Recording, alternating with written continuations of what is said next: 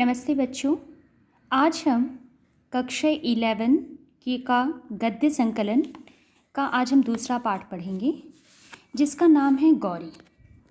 गौरी कहानी का नाम है। इसकी लेखिका है सुभद्रा कुमारी चौहान। सुभद्रा कुमारी चौहान का पहले मैं लेखक परिचय आपको दूंगी। सुभद्रा कुमारी चौहान आधुनिक काल की रचनाकार हैं। देश प्रेम की भावना इनके हृदय में कूट कूट कर भरी थी। भाषा, इन्होंने अपनी रचनाओं में शुद्ध खड़ी बोली का प्रयोग किया है। रचनाएं त्रिधारा, मुकुल, बिखरे मोती, उन्मादिनी आदि। ये लेखिका परिचय या रचनाकार परिचय हुआ। अब मैं कहानी की शुरुआत करूंगी। सुभद्रा कुमारी चौहान ने इस कहानी का नाम गौरी रखा है। गौरी एक लड़की का नाम है और यही पूरी कहानी की मुख्य पात्र है। गौरी अपने माता पिता के साथ रहती है। मध्य वर्गीय परिवार में लड़की जब बड़ी हो जाती है तो उनकी शादी की चिंता माता पिता को सताने लगती है।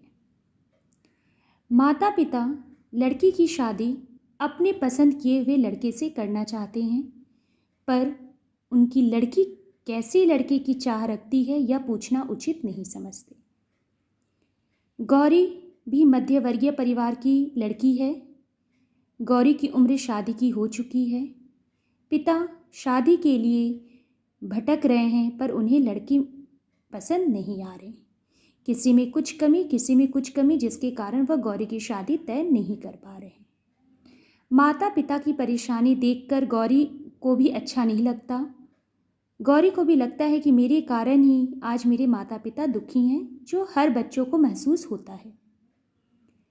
गौरी शादी को लेकर क्या सोचती है या वह शादी को लेकर अभी तैयार भी है या नहीं, यह पूछना माता पिता उचित नहीं समझते। उनकी बस यही जिम्मेदारी है गौरी की शादी कर देना।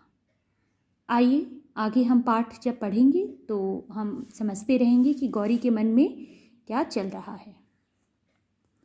शाम को गोधली की बेला कूली के सिर पर सामान रखवाए जब बाबू राधा कृष्ण जो हैं बच्चों, ये हैं गौरी के पिता, अपने घर आए, तब उनके भारी भारी पैरों की चाल, मतलब तेज कदमों में चल रहे थे, और चेहरे के भाव से ही कुंती गौरी की माता है। कुंती ने जान लिया कि काम वहाँ भी नहीं बना। कूली के सिर पर से बिस्तर उतरवा कर बाबू राधा कृष्ण ने उसे कुछ पैसे दिए। कूली सलाम करके चला गया और वे पास पड़ी एक आराम कुर्सी पर, जिसके स्प्रिंग खुलकर कुछ ढीले होने के कारण इधर उधर फैल गए थे, गिर से पड़े। उनके इस प्रकार बैठने से स्प्रिंग आपस में टकराए, जिससे एक प्रकार की झनझन की आवाज़ हुई।